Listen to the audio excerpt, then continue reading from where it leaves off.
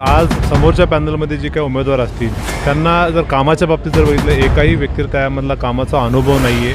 अजितदादा जे आपले पालकमंत्री आहेत, जरी सुनील टिंगरे या ठिकाणी आज आमदार नसले तर त्यांच्या माध्यमातून आम्ही जी काही कामं सुचवली होती, तर टोटल वडगाव श्री मतदारसंघासाठी त्यांच्याकडून 35 कोटींचा निधी मिळाला आहे. त्यातील प्रभाग क्रमांक 2ला 7,90,00,000 रुपयांची कामं ऑलरेडी सुरू झालेली आहेत मागील हप्त्यामध्ये. त्यामुळे आज नगरसेवक नसताना, आमदार नसताना जर एवढी मोठी भरघोस जर आपल्याला इकडे निधीची पूर्तता दादांनी केली आहे, त्यामुळे काम आपण इथून मागेही भरपूर केलेली आहे आणि याच माध्यमातून येणाऱ्या काळामध्येही आपण याच पद्धतीने कामं करणार आहेत. मला आपल्या परिसरातील सजग नागरिकांना एकच सांगू इच्छितो, कुठल्याही भूलथापांना बळी न पडता कुठलेही, कारण आता काय होतं, विरोधकांकडे ट्रोलिंग करणं किंवा टीका करणे किंवा खोटा अपप्रचार करणे याच्या व्यतिरिक्त काही शिल्लक नाही आहे. जर माझं म्हणणं एकच असं जर कंपेअर करायचं तर ॲपल टू ॲपल व्हायला पाहिजे. समोर बसा, पेपर्स घेऊन बसा, कागद घेऊन बसा, आपण त्याच्यावरती बोलू. तर ब्रीदवाक्यच आहे की हा विकासाचा पॅनल आहे. त्यामुळे तुम्हाला सांगतो की पुन्हा एकदा काटेकी टक्कर वगैरे काही नाही आहे. तुम्ही पूर्ण अभ्यास करून घ्या, एकदम वन साईड त्याच्यामध्ये असणार आहे. 100% 16 तारखेला गुलाल इथे आपलाच असेल. प्रभाग क्रमांक 2 फुलेनगर आणि नागपूर चाळ याचे राष्ट्रवादी काँग्रेसचे अधिकृत 4ही उमेदवार इथे आहेत. दादा, तुम्ही आता प्रचार पदयात्रा करताय, पदयात्रेच्या माध्यमातून तुम्हाला आता मतदारांचा म्हणजे हे कसं वाटतोय?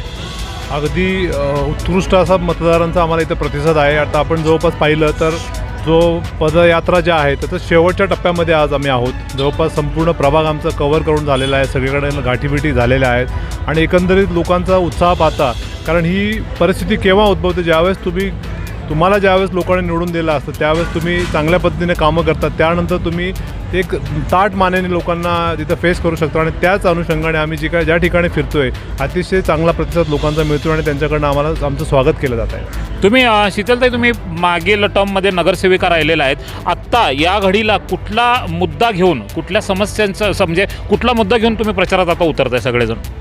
नक्कीच 2012 पासून 2022पर्यंत मी 2 टर्म असे नगरसेविका होते.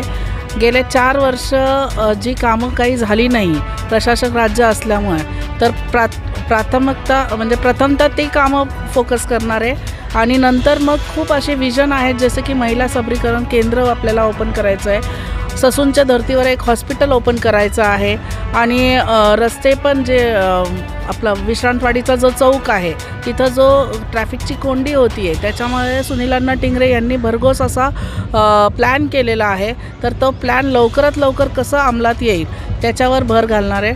आणि अजितदादा पवार आपले जे राष्ट्रवादीचे अध्यक्ष आहेत, म्हणजे त्यांनी जो त्यांचा मॅनिफेस्टो तयार केला आहे, त्या मॅनिफेस्टोवर नक्कीच आम्ही 4ही उमेदवार काम करून या ठिकाणी प्रभाग कसा सुबल सज्जल होईल असं याच्यावर आम्ही भर घालणार आहे. काही विरोधक म्हणजे तुम्हाला म्हणजे ट्रोल करतायत की शीतलताई सावंत ह्या नगरसेविका होत्या, पण गेल्या 5 वर्षात कुठं त्या महिला, जास्त तुम्ही महिला सबलीकरण आणि सक्षमीकरणाचं बोललात की या विषयावर कुठंच काम करताना दिसले नाहीत असं. कारण ही कामं आमची दिसण्यासारखी का नाही आहे, कारण आम्ही 350 लोकांचे हे पेन्शनची कामं केली आहे. जी विधवा महिला आहे तिला महानगरपालिकेचं जो आपला सक्षमीकरणाची जी योजना आहे त्याच्यामार्फत आम्ही 15,000 मिळवून दिले. ही कामं आम्ही पब्लिसिटी न करता केलेली आहे तळागाळात, त्याच्यामुळं ती दिसण्यासारखी कामं नाही आहे. पण येणाऱ्या काळामध्ये जर पब्लिकला दिसण्यासारखी कामं पाहिजे तर आम्ही एक बहुउद्देशीय असं महिला उद्योग केंद्र उभारणार आहोत.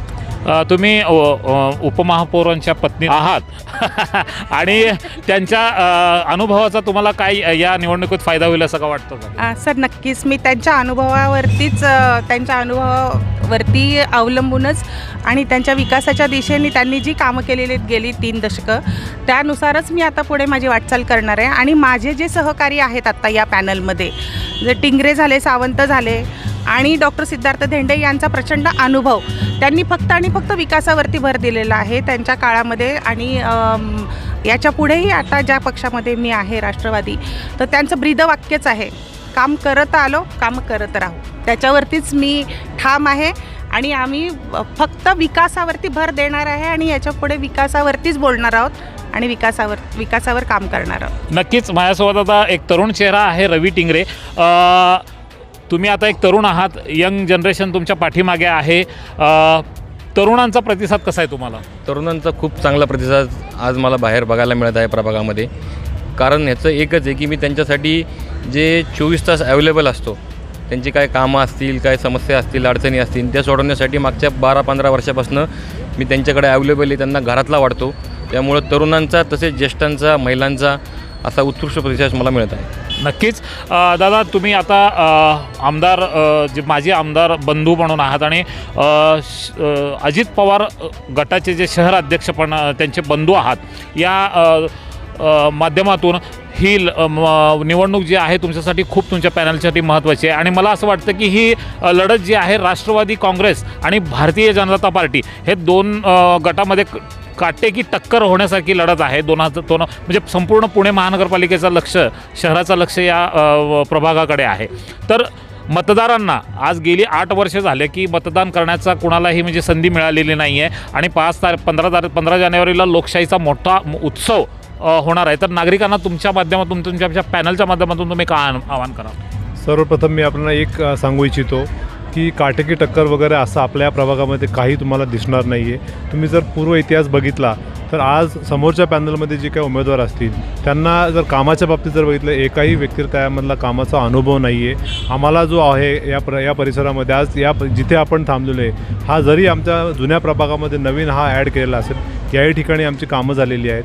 अजितदादा जे आपले पालकमंत्री आहेत, जरी सुनील टिंगरे या ठिकाणी आज आमदार नसले तर त्यांच्या माध्यमातून आम्ही जी काही कामं सुचवली होती, तर टोटल वडगाव श्री मतदारसंघासाठी त्यांच्याकडनं 35 कोटींचा निधी मिळाला आहे. त्यातील प्रभाग क्रमांक 2ला 7,90,00,000 रुपयांची कामं ऑलरेडी सुरू झालेली आहेत मागील हप्त्यामध्ये.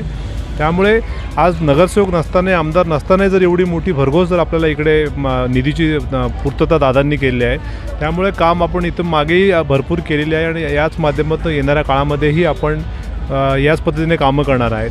मला आपल्या परिसरातील सजग नागरिकांना एकच सांगू इच्छितो, कुठल्याही भूलथापांना बळी न पडता कुठलेही, कारण आता काय होतं, विरोधकांकडे ट्रोलिंग करणं किंवा टीका करणे किंवा खोटा अपप्रचार करणे याच्या व्यतिरिक्त काही शिल्लक नाही आहे. जर माझं म्हणणं एकच असं, जर कंपेअर करायचं तर ॲपल टू ॲपल व्हायला पाहिजे. समोर बसा, पेपर्स घेऊन बसा, कागद घेऊन बसा, आपण त्याच्यावरती बोलू.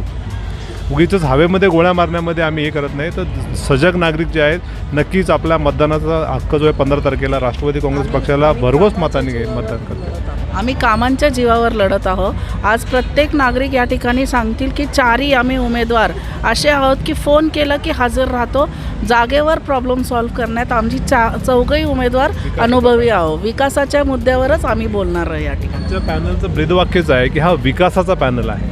त्यामुळे तुम्हाला सांगतो की पुन्हा एकदा काटेकी टक्कर वगैरे काही नाही आहे. तुम्ही पूर्ण अभ्यास करून घ्या. एकदम वन साईड त्याच्यामध्ये असणार आहे. त्याचं कुठलाही आमची अतिशयोक्ती नाही आहे, पण ज्यावेळेस आपण काम करतो लोकांच्या चेहऱ्यावरती त्याचे एक्सप्रेशन दिसत असतं. त्यामुळे 100% 16 तारखेला गुलाल इथे आपलाच असेल. कॅमेरा पर्सन स्नेहा कुलकर्णीसह मी Satish Rathod, bureau chief, Times of Pune. धन्यवाद. आपण हा रिपोर्ट पूर्ण पाहिल्याबद्दल शतशः धन्यवाद.